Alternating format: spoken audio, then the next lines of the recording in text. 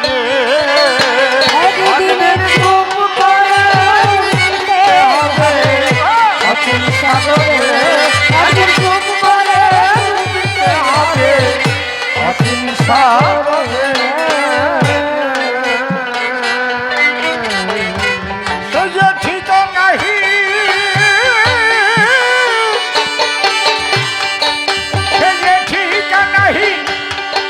কত সুন্দর দেখেছো, সে যে ঠিকানাহীন বড় কঠিন অজানা লোকান্তরে চুপ করে উঠতে হবে অসীম সাগরে, একদিন চুপ করে উঠতে হবে অসীম সাগরে। তবে সংসার করতে হবে সৎভাবে। জয় রাধে জয় রাধে। ভালো সৎভাবে, মিথ্যা কথা বললে হবে না, পিতৃধন ব্যভিচারে নষ্ট করলে হবে না, পরদ্রব্য হরণ করলে হবে না। এই জন্য শাস্ত্রে বলছে, কি বলছে? সত্য রূপাং পরম ব্রহ্ম সত্য হি পরমং তপ সত্য মূল ক্রিয়া সর্বা সত্যাৎ পরতর নহি। না তপ তপত্যাহু ব্রহ্মচর্য তপোত্তমম ঊর্ধ্বরেতা ভবেস্তু সদেব নত মানস।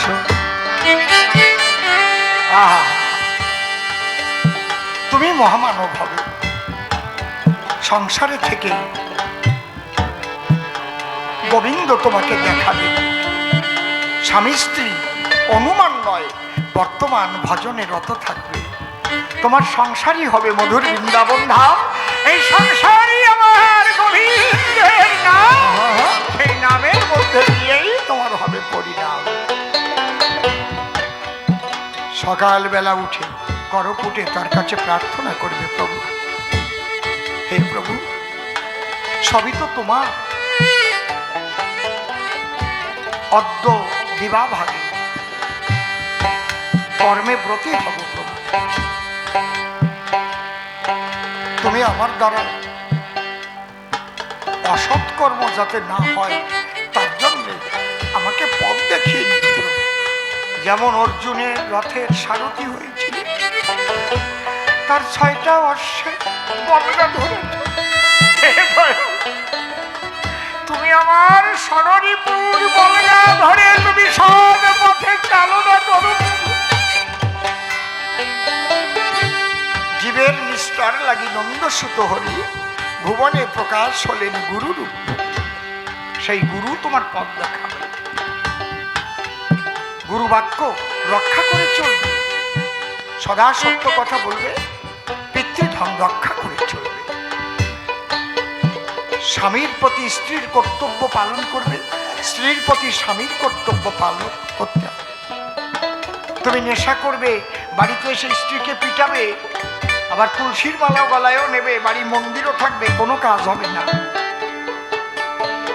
বুঝতে পেরেছেন কি বলছি? তুমি হরিবাসরেও যাবে, আবার স্বামীর সঙ্গে ভাব ভালোবাসা থাকবে না, হবে না কেন? তোমাকে আগে চিন্তা করতে হবে, চিরদিন এই জগতে থাকার কারো অধিকার নাই, একদিন চলে যেতেই যখন হবে, তাহলে কেন আমরা অসৎ পথে যাব? ওরে চিরদিন কে ধরায় রহে না,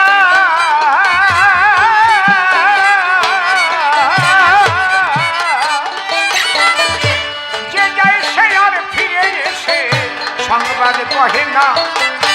সে থাকারও বোঝা, ও সে থাকারও বোঝা কেউ বহে না, চিরকর্ম যায় করে চুপ করে উঠতে হবে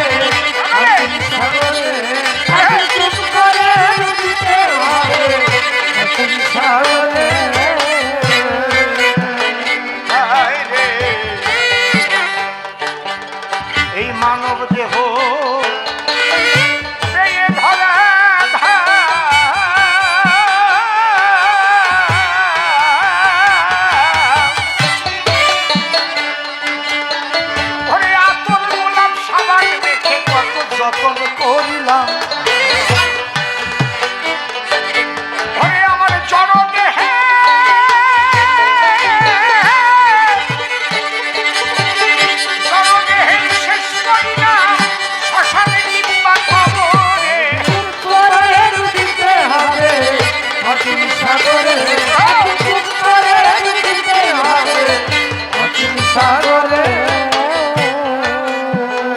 হায় রে, পাগলে বিজয় কয়ে বুঝিবার সাধ্য নাই। আমি বদ্ধ কূপের মধ্যে থেকে সাগর মাপতে চাই, যেন এই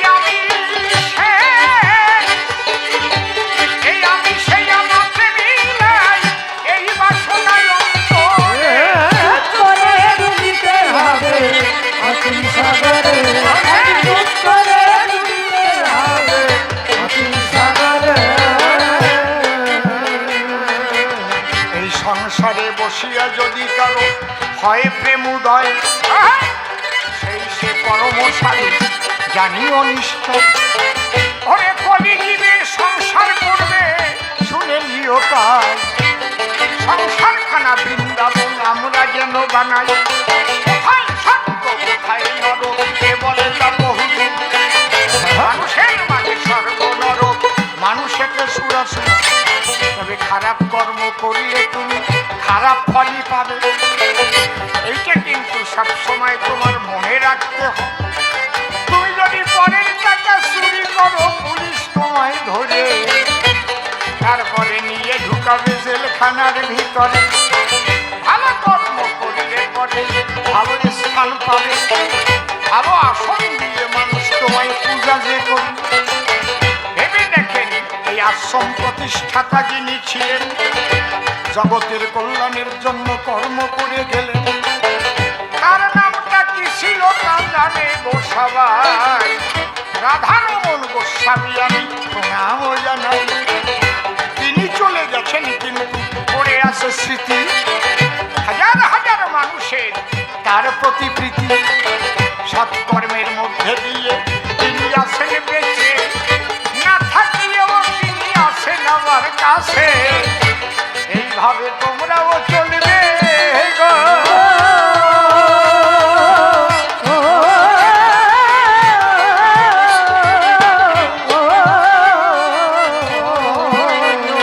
এখন আসেন নন্দরানী, তোমরা সবাই মেনে নিও তাহাদেরও বাণী।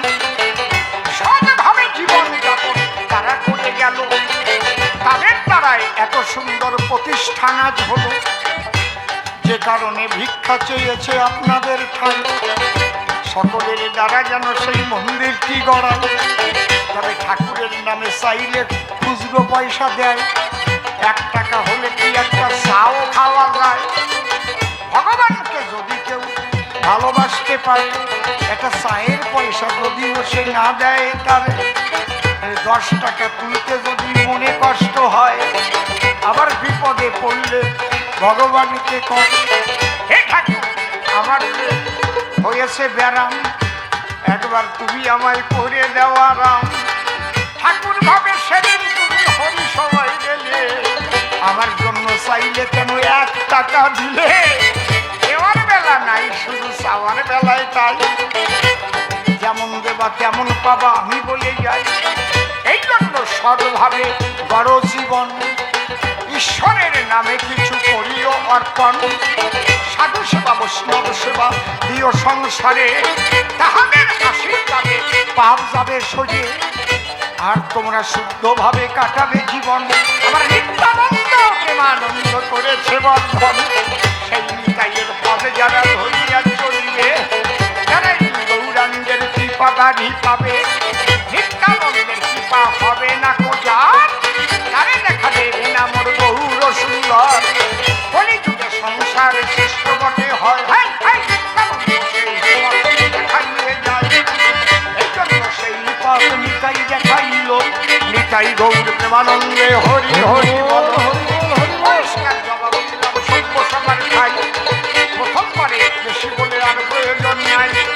দেখি আমার শিষ্য এসে কোন কথা কয়, কোন ভাবের ভাব ধরা সে উঠাইয়ে লয়।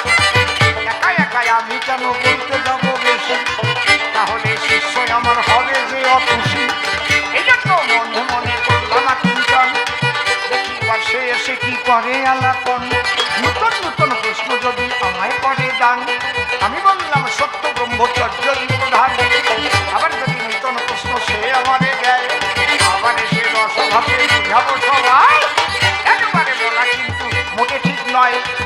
একটা গল্প আমার মনে পড়ে যায়, যাবার সময় একটা গল্প বল।